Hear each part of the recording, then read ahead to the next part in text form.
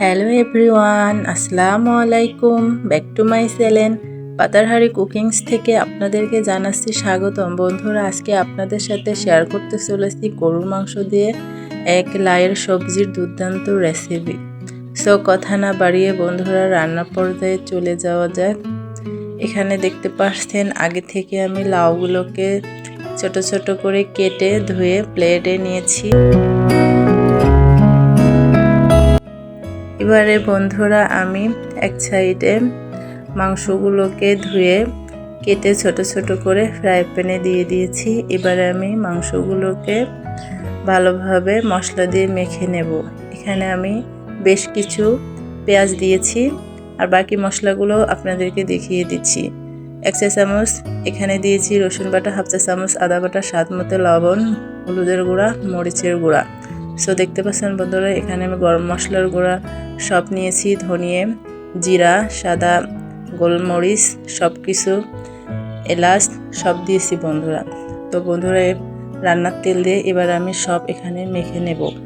বন্ধুরা আমি একটু অসুস্থ, কাল ভিডিও আপলোড করতে পারি নাই, আমার প্রচণ্ড জ্বর, মাথা ব্যথা, সর্দি। সো বন্ধুরা আমার একটু ভয়েসগুলো অন্যরকম হয়েছে, সো আপনারা একটু মেনে নেবেন। বন্ধুরা আমি অনেক কষ্ট করে ভয়েসটা আজকে দিতেছি।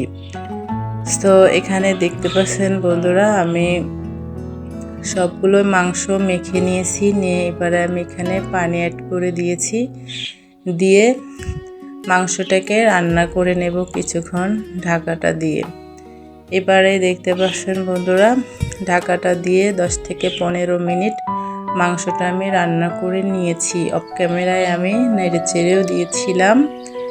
সো এবার আমার মাংস থেকে তেলগুলো যখন বের হয়ে আসছে, এ পর্যায়ে আমি আগে থেকে ধুয়ে রাখা যে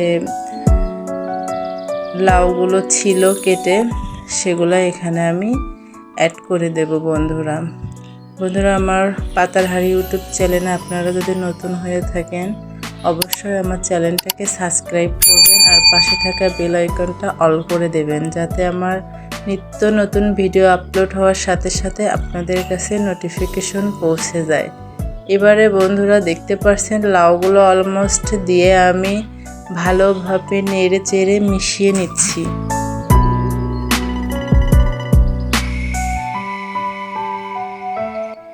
মিশিয়ে নেওয়া হয়ে গেলে এখানে আমি কয়েকটা আস্ত কাঁচামরিচ দিয়ে দেব, দিয়ে এটা ভালোভাবে কষিয়ে নেব। বন্ধুরা আপনারা এই লাউ রান্নাটা পানি প্রথমে না দিয়ে অল্প একটু করে পানি দিয়ে এটাকে কষিয়ে নেবেন, এলে রান্নাটা অনেকটাই মজার হয়, দুর্দান্ত হয়। বন্ধুরা এই রান্নাটা একটু সময় ধরে কষিয়ে নিতে হবে।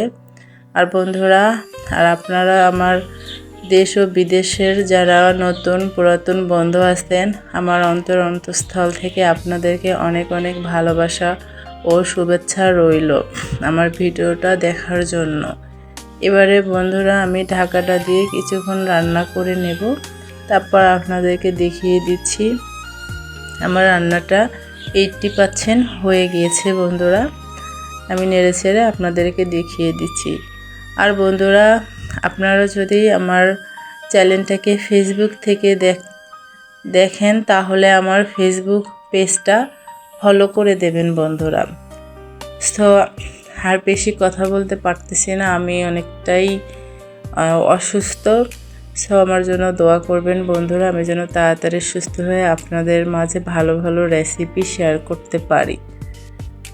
আর আমার চ্যানেলটাকে যারা এখনও সাবস্ক্রাইব করে দেন নাই, আমার ভিডিওটার কোনো অংশ ভালো লেগে থাকলে অবশ্যই বন্ধুরা আমার চ্যানেলটাকে সাবস্ক্রাইব করে দেবেন।